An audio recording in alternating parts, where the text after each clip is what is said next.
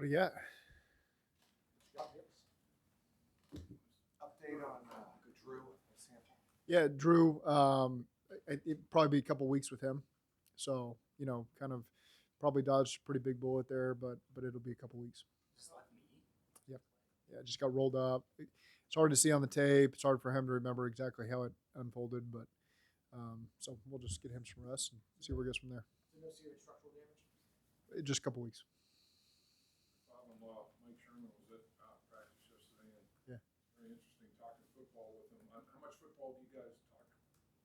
When we talk, that's oftentimes things we'll talk about, and he's got a ton of experience. He's been in my shoes before, so great sounding board there, and so it's good to have him back in the facility. For 2 years he wasn't able to come in here like everybody else. So I think the last time he was in my office was when we played New England a couple years ago. That's the last time I remember. So for him and my son, he's taking my son up to Canton today and tomorrow for the Hall of Fame. All those ceremonies, and so he's got a player that's going in that was invited him, so he's going to take Brooks up there. So that's why he was in town, and they're headed up there now. What's the next step for Burrow? Next step for Burrow? For Burrow coming back. Yeah, we'll just take it day to day with him, see how he feels. Coach, that play would be Leroy Butler, is that right? Yes. With Burrow, I was just curious, would there be any thought of having him call plays or do something like that to get him more engaged in practice? I think I don't think that's necessary for him.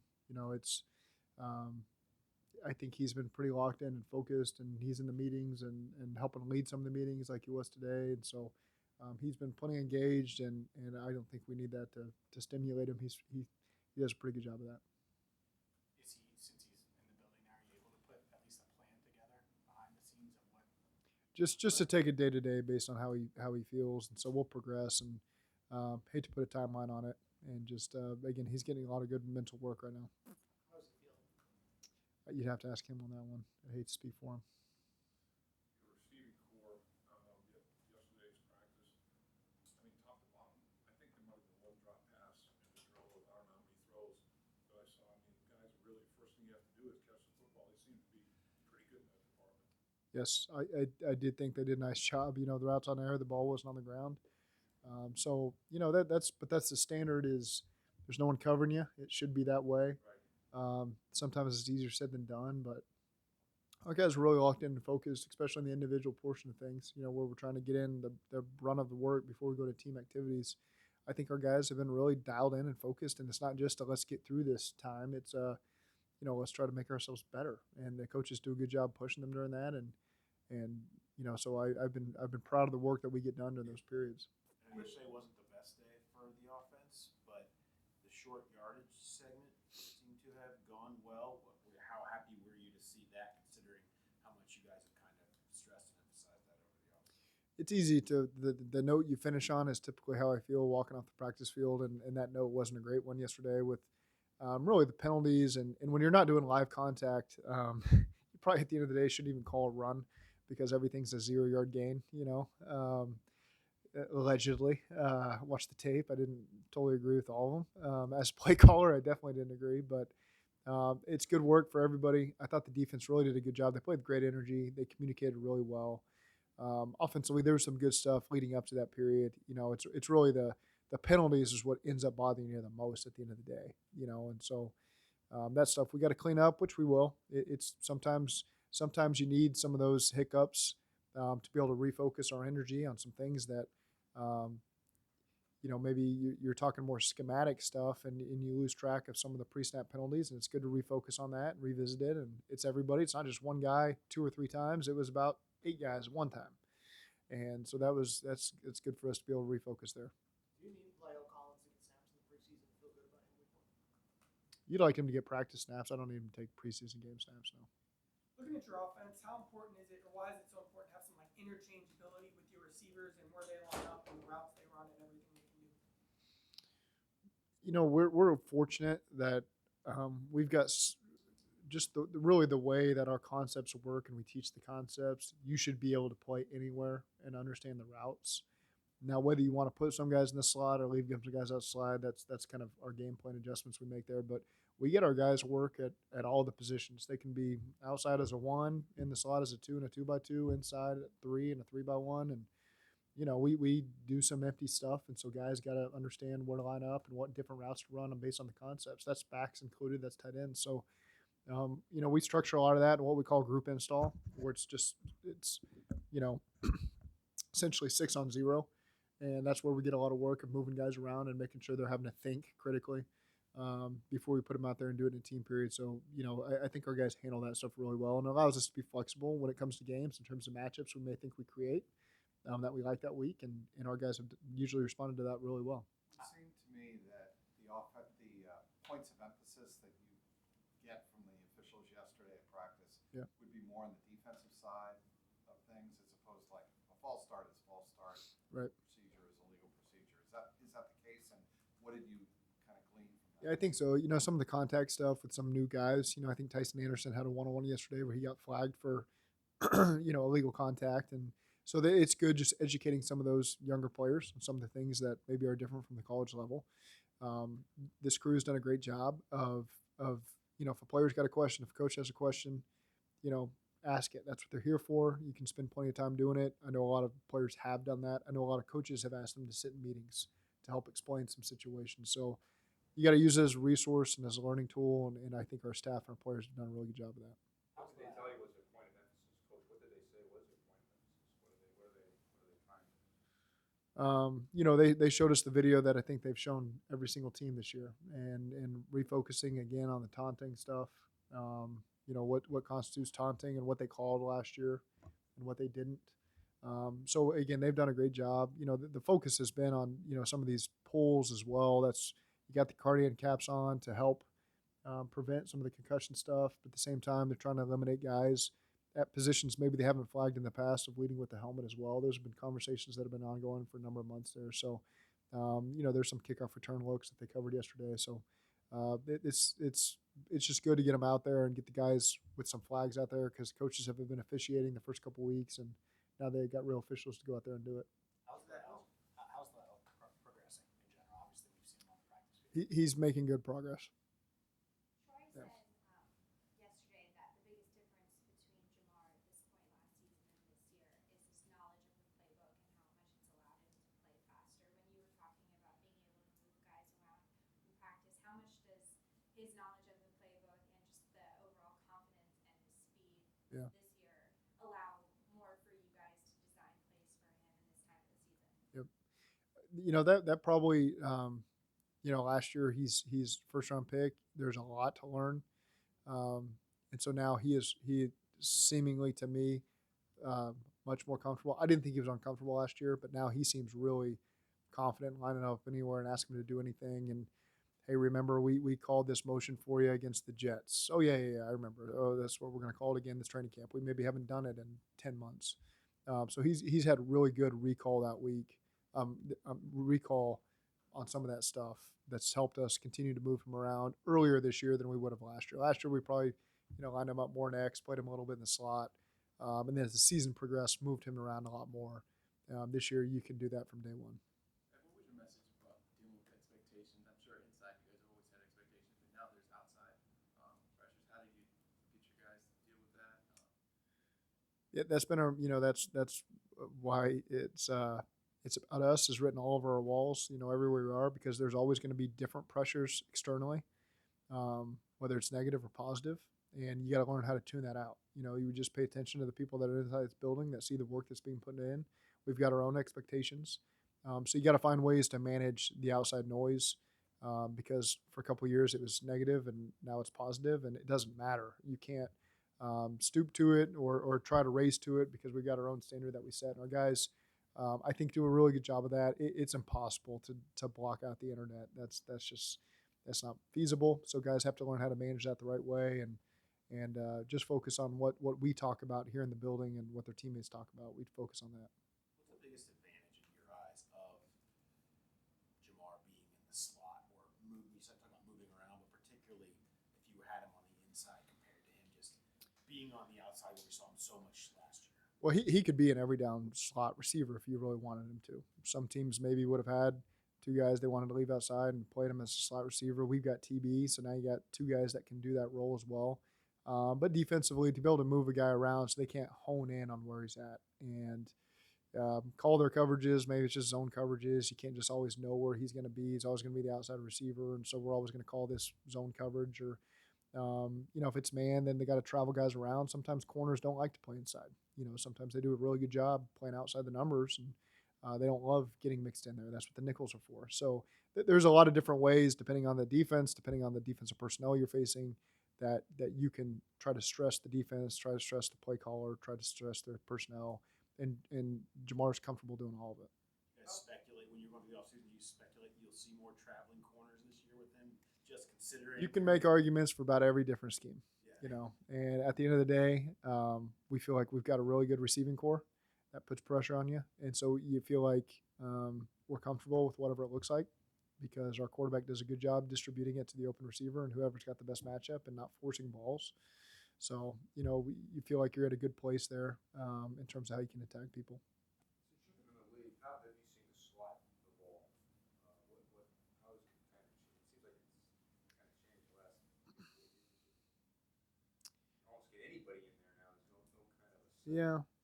I don't know. You've taken me back to my Miami days now. We had Armand Benz in there for a while, a name that's familiar here. He was a big slot that did really well, and then had an injury that took him out of there. And we had Devon Bess, who was much smaller, but he was quick and had great hands. So to me, it hasn't really evolved. It's who is your slot, and there's different body types that you might have that year. Brandon Gibson was another one we had there that was a bigger. He's more like TB size, really, to be honest with you. So it's whatever style of guy you got, you fit your system around that, try to make the most of it. And so it's hard for me to use the word evolved. It's just different depending on who you got playing that role for you. What does this mean for defenses? Like you face a guy like Cooper Kupp in the Super Bowl, obviously can play outside, inside. Like how does that affect the style of defense looking at the types of slot receivers there are? Yeah, I mean, you got to be accountable for the premier players, and so Cooper's a guy you got to be aware of where he's at all times, and have plans for him. And it can be more difficult when a guy moves around from inside to outside to the backfield to wherever, to where all hands are on deck on where he's going to be. So that can provide some challenges sometimes. Do you think it's beneficial for the team in general and the guys to see Joe out there at practice, even though he can't participate right now? They see him inside. They see him in here in the locker room. They see him in the meetings. So I can't speak for them, but his presence is always we get excited to see him around. He's our quarterback, so it's good to see him around. With all the weapons you have here, Zach, has that at all changed the way you approach scheming game plans offensively over the years, like you were referencing going back to your Miami days? Yeah, we've got a lot of talent, and so you can look at it a lot of different ways. Let's move them all around and have them all do a ton of different things and really stress defenses, or let's find some things we're really good at because we got great talent and we like our matchups. And so let's make sure that they have full confidence in the things that we're asking them to do, and let's do those things really well. We're probably somewhere in between, of just trying to hang our hat on concepts we love. And yeah, you may know we're doing it, but we feel like we're good enough at it and talented enough to where we can do it, and it'll be hard for people to stop us. And also moving our guys around to make it challenging, so you don't know exactly where we're going to be at all times. So there's a balance there. Some defenses don't care that you move them all around; they're going to play their stuff, and some do. And so sometimes all this stuff is overstated. Sometimes it's understated. Who knows? Depends on who you ask. But we feel like there's a lot of flexibility with all the guys that we have. That's why they're here, and so it gives us a lot of options as offensive play callers. Last year you said you really wanted the offense to be more explosive. That was kind of your theme last year. What would you say your theme heading into this year is for the offense? Be more explosive. It's you want to be a quick strike team. It's some games are bloody games, and you need them to feel like you could just try to take the top off and score at any moment. You always need that fear in the back of the defense's minds. And at the same time, you got to be able to grind it out sometimes. Like I think of our first Raiders game. That was a grind it out. I don't care what the score was. That wasn't what it felt like. And that was a different style of game. Denver was a different style of game. So we're prepared. Our guys, the guys that have been here have seen us play a lot of different styles of ball to try to find wins. we know this year will be no different.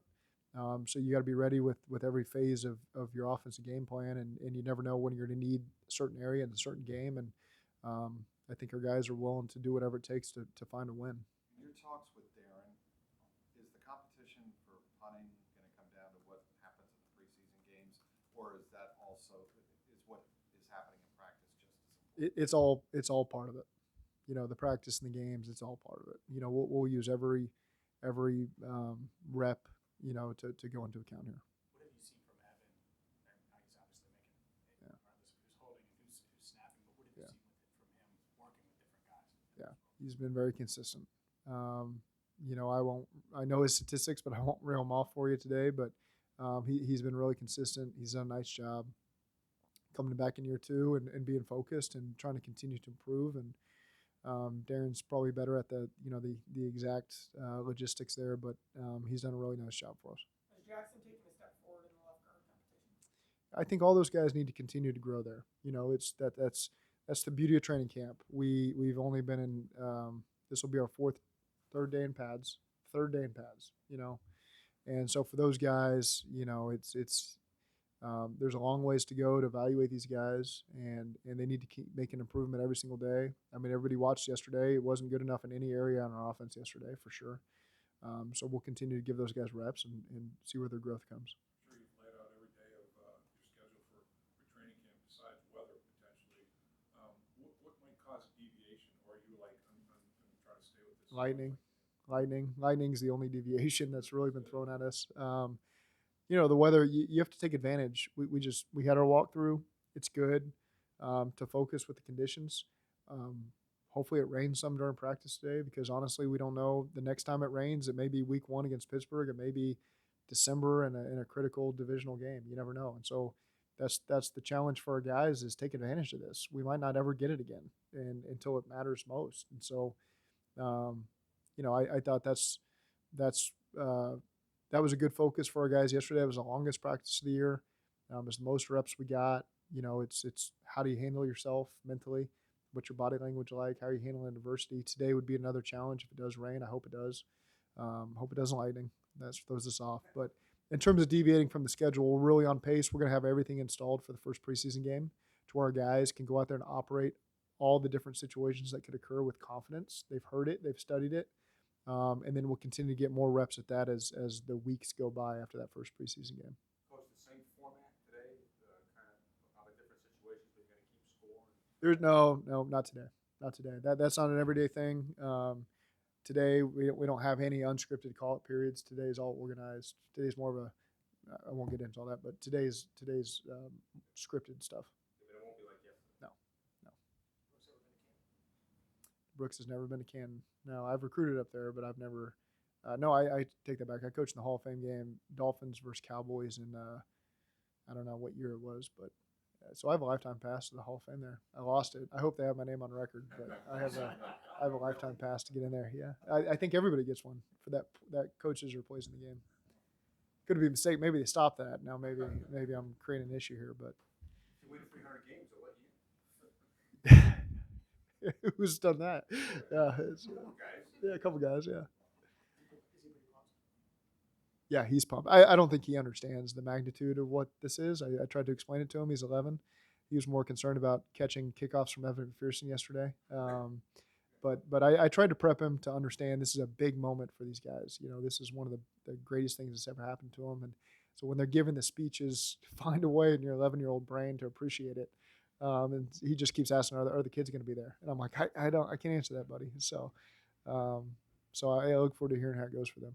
Is he going to wear the McPherson jersey every No day? jerseys. We're going to dress a little nicer, for these events. I had to make sure he wore matching socks. That was big.